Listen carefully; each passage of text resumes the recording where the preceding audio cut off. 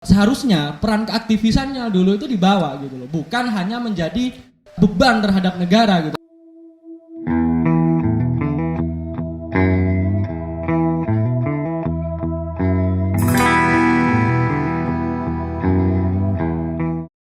Ya, jadi dengan penjualan sistem paket ini, masyarakat atau warga Poktan itu apa ya, katakan tidak mau gitu loh, sebab mereka itu menganggap bahwasanya Enggak, yang dimaksudkan penjualan paket itu gimana maksudnya? Iya, jadi yang dimaksud dari penjualan paket itu sendiri, kalau misalkan petani atau Poktan ini ingin menebus pupuk Di urea di kios, itu kios ini justru mengasih dengan serta pupuk organiknya seperti itu. Oh, jadi beli satu harus beli satunya lagi Nah, gitu. betul. Jadi seperti itu. Nah, dan kemudian itu justru dengan uang yang lebih dong. Iya, seperti itu. otomatis beli dua. Nah, otomatis beli dua. Nah, jadi seperti itu yang kemudian kita tampung keluhan-keluhan masyarakat itu, Poktan khususnya, yang kemudian kita adakan dialog seperti itu dengan kios-kios yang terkait seperti itu. Mungkin itu saja sih gerakan katakan IKMS yang bisa dikatakan. Jadi salah. teman-teman kan selama ini memang luar biasa gerakannya di kecamatannya masing-masing, bahkan levelnya sudah sekabupaten Bangkalan isunya, ya kan. Nah, kira-kira karena kan selama ini memang terkesan berjalan sendiri-sendiri, ya kan, karena memang tumbuhnya masing-masing, ya kan, kokoh dengan keresahannya masing-masing dan lain-lain. Nah, kira-kira memungkinkan tidak PMK, FKMG, IKMS ini bertemu, membahas satu isu, mengadvokasi satu isu. Nah, kira-kira isunya apa kira-kira yang paling menarik di Bangkalan ini? Iya, saya isu yang seru untuk dibahas. Ya, jadi saya sepakat sebenarnya apa yang dikatakan oleh Tretan Badrul Tamam ya. Siap. Ya, jadi janji Bupati Bangkalan sejahtera. Yang mana yang sejahtera kan? Seperti para pemangku kebijakan kah atau justru rakyat yang ada apa di LSM pelosok? yang masuk ke dalam birokrat? Itu menarik. Soalnya gini, saya melihat bahwasannya sebenarnya keadaan sosial itu kan sekarang ini sedang carut marut seperti itu. Nah, itu justru mencerminkan sosok seorang pemimpin. Kalau menurut saya seperti itu. Nah, dengan tagline Bangkalan Sejahtera tadi, ya itu lebih ke arah mana? Itu justru kita perlu garis bawahi dan kita kaji bersama nanti. Kalau Ya, sejauh ini kan masih seputar kepemimpinan ya. Mungkin saya mau membreakdown terlebih dahulu. Bangkalan Sejahtera ini kan harus dikonkretkan atau dijadikan, ditarik menjadi sebuah program-program kerja atau kebijakan anggaran dan lain-lain. Mungkin apa yang sekiranya kemudian bisa menjadi isu bersama kira-kira di Bangkalan Sejahtera tagline, karena sejauh ini kan teman-teman ngomongnya tentang kepemimpinan, tentang kepemimpinan yang lemah, terus kemudian tentang tagline bupati yang tidak dirasakan sama warga Bangkalan. Nah, apa kira-kira isunya yang kira-kira bisa disikapi bersama? Baik, mungkin saya izin masuk terlebih dahulu ya. Saya sebenarnya ingin merelevansikan dengan keadaan yang sekarang. Bahwasanya sekarang ini dalam keadaan pandemi, dan dalam keadaan pandemi seperti ini jelas kesehatan harus menjadi prioritas. Seperti itu. Nah, itu hak dasar kan gitu. Nah, itu hak dasar. Nah, coba kita lihat bahwasanya apakah sudah menyentuhkah kepada kesehatan itu dari program Bangkalan Sejahtera itu. Yang dikatakan dengan Bangkalan Sejahtera itu bukan berarti sejahtera dalam tapi harus keseluruhan. Bukan hanya ekonomi, bukan tapi hanya ekonomi, sosial, gitu. Budaya, kesehatan dan lain-lain, hak dasar tentang seperti itu masyarakat daerah. Yang mana ini kembali ke kesehatan ya, mungkin nanti bisa nambahi kan seperti itu. Nah, saya kenapa sih kok lebih memprioritaskan kepada kesehatan? Karena memang itu adalah hak dasar bagi rakyatnya. Kenapa? Di Bangkalan. Kenapa kesehatan di Bangkalan? Ya, pertanyaan kan seperti itu. Ya kan? Saya pribadi dengan teman-teman IKMS kemarin itu banyak menemukan temuan-temuan. Nah, temuannya apa? Yang mana KIS, ya Kartu Indonesia Sehat. Kartu Indonesia Sehat. Itu salah satunya loh ya. Itu ada banyak yang terblokir seperti itu. Nah, yang mana mereka itu ya katakanlah KIS ini bukan jelas bukan untuk masyarakat yang kaya. Katakanlah ekonomi ke atas gitu. Cuman buat yang perekonomian ke bawah mereka dapatkan KIS dan ketika mereka berobat KIS-nya terblokir. Nah, jadi di situ mereka itu apa ya bicara Bentar, kesehatan. KIS itu kan program pusat. Loh, iya. Kira-kira kenapa? Cuman kan implementasinya tetap di kedaerahan gitu loh. Yang mana harusnya loh ya. Harusnya dari perangkat Pemda itu bisa mengoptimalkan itu untuk menyalurkan dari program pusat ini. Cuman kita lihat di lapangan itu justru tidak merata dan banyak kong kali kong di dalamnya. Mungkin seperti itu. Ini tudingan yang Loh, itu bukan tudingan loh. Itu bukan tudingan. Saya melihat di lapangan. Seperti itu kenyataannya. Iya, berarti tudingannya adalah ada kong kali kong di Pemda yang mengkooptasi ya kan anggaran di KIS ini supaya tidak turun langsung ke masyarakat. Iya. Ya, jadi dengan case-case yang seperti itu kita menganggap bahwasanya dari Pemda sendiri itu tidak bisa mengintegritaskan data tersebut seperti itu sehingga bansos-bansos yang seharusnya turun kepada masyarakat itu tidak merata. Mungkin seperti itu. Oh, jadi Pemkab tidak mampu untuk mengintegrasikan data-data itu agar supaya hak yang harusnya sampai kepada masyarakat miskin itu tidak sampai. Iya. Ini sangat menarik dan isu ini ada isu-isu terkini ya kan gitu. Covid. Karena di pandemi ini kan banyak sekali bansos, bantuan dari pemerintah. Refocusing anggaran kita difokuskan semua ke pandemi Covid ini. Iya memang. Mohon izin ya. Ya. Karena memang juga ada di tagline Bangkalan Sejahtera ini ada sekitar kalau salah mohon dikoreksi, itu ada sekitar 19 program unggulan. Ya. Yang diantaranya memang adalah kesehatan, sosial, keagamaan. Kesehatan ini kalau nggak salah kayak Biakes Maskin. Yang keagamaan itu ada program Guru Madin. Jadi saya ingat dulu insentif Guru Madin ya. Insentif Guru Madin. Pada saat mendengarkan komentarnya Bupati itu bahwa ini sebetulnya berjalan tapi belum 100%. Saya katakan anggap saja ya. Cuman secara praktek yang jelas kayak yang terjadi di lapangan apalagi masalah kesehatan karena memang berbicara kalau tadi di awal terkait program PMK itu sebetulnya kalau yang pengawalan itu bukan program tapi hanya sebuah insidental sifatnya. Betul. Di pertama kita memang fokus ke kesehatan itu. Artinya ada sebuah persoalan di Kokop itu di mana puskesmas itu tidak mempunyai kepercayaan di benak masyarakat. Warga Kokop berobatnya itu bukan ke puskesmas Kokop.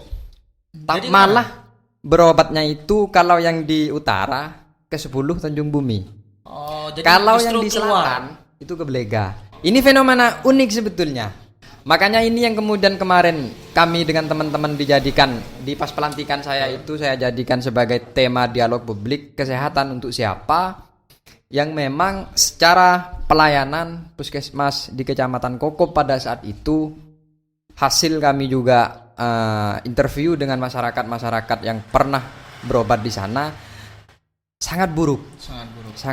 Entah ini di puskesmas lain seperti apa saya kurang paham, tapi di Kecamatan Kokop seperti itu. Buruknya kenapa? Tidak ramah. Gitu. Jadi sempat ada satu kali kejadian ini saya sendiri yang langsung menemukan. Seseorang ini berobat di puskesmas mengajukan BPJS waktu itu karena ini sifatnya pelayanannya ya. Betul. Ternyata ini tidak terdaftar katanya. Lalu kemudian saya karena sudah ada komunikasi dengan pihak puskesmas, kalau kemudian tidak ada kira-kira program apa dan ternyata nanya gitu saja terdaftar. Sehingga masyarakat tersebut langsung diproses menggunakan BPJS. Awalnya masyarakat ini mempunyai BPJS. Iya. Masyarakat awam misalnya. Kartunya ada dan dia bayar setiap bulan. Iya. Ya. Ini yang gratis karena yang dari desa itu. Yang di desa. Jadi ketika sakit ke puskesmas dibilangnya nggak ada, Dibilangnya tidak nggak ada. terdaftar. Itu salah satu temuan kami.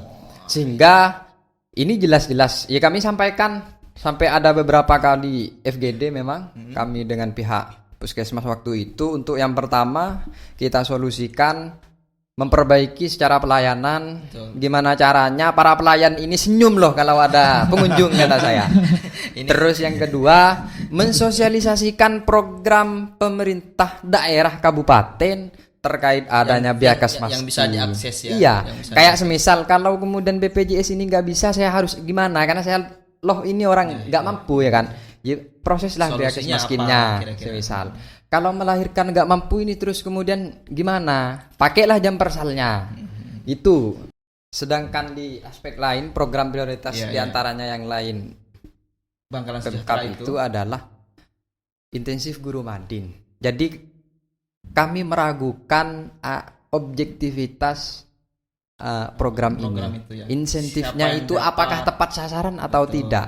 Nah, Itu kira-kira kami kemarin kan meragukan. gini, apa namanya yang menjadi polemik adalah indikator-indikator apa saja yang kemudian yang bisa menentukan siapa yang dapat, siapa yang tidak dapat. Nah, itu kan Ya. gimana itu di lapangan? Karena kan salah satu juga indikatornya nggak ketat sebetulnya. Cuman memang kalau berbicara secara prosedural, kalau kemudian itu betul-betul dilaksanakan, saya kira objektif. Karena di situ santri sekian dan lain sebagainya, jarak juga diatur itu kan. Akan tetapi kalau yang saya masih belum mempunyai temuan, tapi ini hanya yang berseliuran di warung-warung kopi bahwa program ini tidak tepat sasaran sebagian. Artinya apa? Ada orang-orang yang ternyata itu bukan guru ngaji, bukan guru madin, kemudian didaftarkan, ya yang namanya syarat prosedural normatif itu kan bisa kita buat secara tertulis. Ya, betul. Ini kan juga berbahaya kalau kemudian tidak ada controlling, tidak ada proaktif dari pemerintah atau instansi terkait. Jadi kan sangat disayangkan yang pada mulanya program intensif madin ini bertujuan untuk bagi guru-guru ngaji dan mensejahterakan guru ngaji. yang memang rata-rata tidak mempunyai penghasilan secara tetap dan ternyata secara praktik di bawah seperti itu. Ini kan sangat disayangkan kalau kemudian terus-menerus ini dibiarkan. Jadi entah di kecamatan lain itu seperti apa, tapi Tapi kan kemarin sempat dikeker ya. Iya, Dikeker sempat sempat terblow up masalah terkait insentif guru Insentif madin. guru Madin, madin. ya. Iya. Seperti apa gitu? Ya lebih luasnya saya kurang paham karena memang Betul. FKMG tidak Sempat melakukan kajian. tidak advokasi. melakukan sempat melakukan kajian hal itu terkait tentang guru madin di kecamatan Geget itu seakan tidak terpublish. Oh gitu. Seakan tidak terpublish. Seakan tidak terpublish, tidak transparan istilahnya. Tidak transparan. Tetapi kan sampai sekarang masih ada ya itu ya. Apa namanya insentif guru madin? Berarti tidak kena refusing ya? Iya. Ada kemarin itu kalau tidak keliru akhir bulan Desember, akhir bulan 2020 itu ada pembagian insentif guru madin itu yang seremonial di Pemkab. Iya. Iya. Jadi guru-guru itu dipanggil ke Pemkab. Iya. Sebagian guru dipanggil ke Pemkab untuk mengambil insentif itu yang langsung diberikan oleh secara Bupati. seremonial. Iya, secara seremonial. Betul. Jadi pada yang kemarin yang terakhir akhir 2020 ya. Akhir 2020. Mungkin itu adalah contoh kecil ya, contoh kecil keberpihakan anggaran, keberpihakan kebijakan kepemimpinan dari tagline atau dari janji bupati yang sekitar ada 19 program prioritas dari bupati yang hari ini memimpin, masih terjadi banyak masalah. Ternyata memang masih banyak hal-hal yang terjadi dari program-program prioritas bupati, dari janji bupati yang sekitar ada 19 prioritas program kerja yang dijanjikan bupati ketika nyalon dulu ya. memang masih banyak hal-hal yang terjadi di bawah, banyak permasalahan yang terjadi di bawah. Nah, selain itu mungkin kira-kira apa yang terjadi di bawah temuan teman-teman selama bergerak mengkaji kecamatannya masing-masing? Iya, mohon izin ya. Yang menjadi pertanyaan besar kan tadi ada berbagai kasus yang terjadi penyelewengan istilahnya di bawah. Mulai dari kasus kesehatan, kasus pendidikan, pun juga kasus pertanian, masalah pupuk. Betul. Masalah pupuk. Yang menjadi alibi saya, siapa ini yang keliru? Gitu. Siapa ini yang keliru ya? Apakah kepala dinas yang paling berhak untuk disalahkan? Yang paling berhak untuk disalahkan dari carut marutnya kejadian sosial yang terjadi gitu. Apakah kepala dinas? Apakah apakah kepala dinas? Apakah puskesmas atau korwil atau lembaga sekolahnya? Betul. Yang keliru? Atau memang pemangku kebijakan yang punya power paling tinggi? Nah, kira-kira siapa itu? Kira-kira siapa itu yang keliru? Bupatinya kurang serius gitu ya. Karena kan semua di bawah itu korwil, kepala dinasnya kan akan bermuaranya pada satu kepemimpinan ya kan. Ya. Satu garis instruksi kepemimpinan yang ada di satu daerah misalnya. Nah, berarti yang berhak disalahkannya kan bupati ya kan dalam hal ini kan kepemimpinan. Karena kepemimpinan ini kan punya kalau yang bisa saya simpulkan ya, punya wewenang yang luar biasa, punya legitimasi yang luar biasa, punya instrumen yang lengkap untuk mengatasi masalah-masalah yang terjadi di bawah. Nah, kira-kira yang lain siapa yang kira-kira bisa disarankan dari perspektif yang lain? Ya, sebetulnya kalau kita menjadikan bupati sebagai kambing buta hanya satu-satunya orang yang salah, saya kira itu kurang adil juga. Gitu ya. Karena toh mau bagaimanapun bupati itu dilengkapi dengan instrumen-instrumen di sampingnya, sengkuni pembisik lah ya. Iya, makanya kalau angling dharma itu ya ada batik madrimnya gitu ya. Iya. Bahwa kemudian juga yang menjadi pertanyaan besar, orang-orang di samping bupati itu lantas kemana saja dan ngapain saja? Saya kira banyak orang-orang yang bukan hanya hebat secara intelektual di samping bupati, tapi secara gerakan sebelum masuk ke sana juga luar biasa waktu itu dulu. Berarti istilahnya aktivis lah ya. Iya, mungkin kurang lebihnya seperti itu. Hanya saja pada saat sudah masuk ke dalam lingkaran pemerintah, kemudian saya sepakat bahwa pola gerakan itu memang sifatnya situasional. Betul. Kalau sudah ada di dalam memang harus sesuai dan bisa beradaptasi. Hanya saja yang tidak bisa dihilangkan adalah harus tetap memperjuangkan kemaslahatan. Betul. Itu yang orientasi awalnya menjadi aktivis gitu lah ya. Iya, kalau idealnya seperti itu. Ya, jadi menarik, izin masuk, Pak. Siap. Di sini di Bangkalan khususnya itu bukan hanya katakanlah miskin perut lapar atau miskin secara ekonomi atau segala macam lainnya lah gitu. Cuman di sini kan bisa dikatakan masyarakat Bangkalan ini juga miskin akses gitu ya. Untuk memperoleh hak-hak yang seharusnya mereka dapatkan. Ya, seperti itu. Nah, itu yang pertama. Nah, disinilah fungsi pemangku kebijakan atau pemimpin kalau menurut saya. Makanya sepakat kalau misalkan perlu ditingkatkan lagi. Seperti itu. Yang pertama. Terus yang kedua, saya juga heran. Disebutkan tadi bahwasanya adanya aktivis gitu loh. Aktivis apa aktivis? Itulah. Seperti itulah. Aktivis. Ya, jadi ya aktivis atau aktivis entah apalah itu bahasanya ya.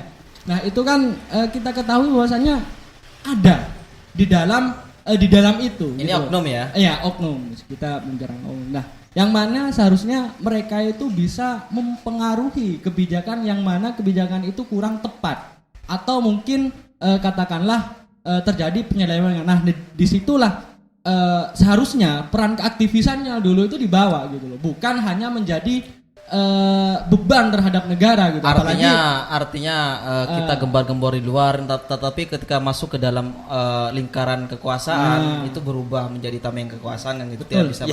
Mending keluar. Sebelumnya yang gembar-gembor mengkritik dan lain-lain. Mungkin yang terakhir teman-teman sebelum kita mengakhiri mensudahi podcast kita hari ini itu closing statement lah dari setiap teman-teman sebelum kita menutup pertemuan kita pada kali ini.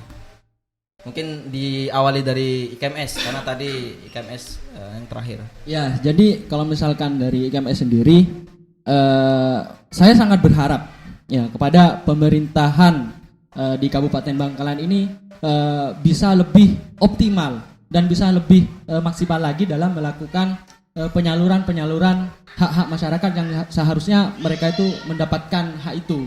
Seperti itu. Nah, terus yang kedua, kedepannya kita juga akan ingin bergerak untuk mengadvokasi masyarakat, ya terutama di bidang kesehatan,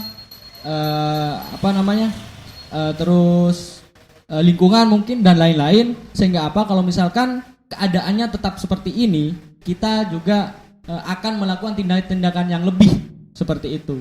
Ya, tetap di sini berkoordinasi dengan organ-organ di Kecamatan Socah, mungkin nanti bisa dengan PMK atau FKMG di sini, yang mana kemudian kita di situ menyatukan kekuatan untuk menciptakan suatu perubahan. Mungkin seperti itu. Iya. FKMG gimana? Ya, kalau dari FKMG yang pertama, menjadi pemimpin harus mampu melegitimasi massa. Betul. Salah satu mampu melegitimasi massa, mengondisikan para stakeholder dan juga mementingkan kemaslahatan masyarakat. Dari FKMG ke depan, kami tetap akan terus mengawal masalah pendidikan yang ada di Kecamatan Geger, pun juga masalah kesehatan yang ada di Kecamatan Geger. FKMG tidak akan diam dengan banyaknya ketimpangan yang terjadi khususnya di Kabupaten Bangkalan ini. Iya. PMK. Kami tidak meragukan masalah kealiman dan kekiaian Bapak Bupati yang jelas, tapi dalam aspek kepemerintahan dan sebagai beliau juga sebagai tampuk kekuasaan, kami juga sampai saat ini masih kecewa yang jelas. Dan kami sebagai mahasiswa Kokop jelas tidak akan tinggal diam bila mana ada suatu problem di masyarakat yang jelas itu sudah banyak, akan tetap kami kawal dan akan tetap kami advokasi, karena itu menjadi dosa sosial saya kira bagi kami sebagai mahasiswa, kemudian melihat ketimpangan sosial dan ternyata kami diam. Itu artinya teman-teman di sini sudah bersepakat lah saya kira dalam konteks tidak akan tinggal diam, akan mengambil langkah-langkah yang strategis untuk merespon sesuatu yang ada di dalam masyarakat kita. Ya. Betul. Oke, teman-teman, begitulah diskusi kita pada siang hari ini. Mungkin cukup sekian dengan teman-teman Organda di kecamatan. Terima kasih atas kehadirannya. Terakhir, jangan lupa like, subscribe dan komen channel Dialektika Channel, dan tunggu video-video selanjutnya. Wassalam.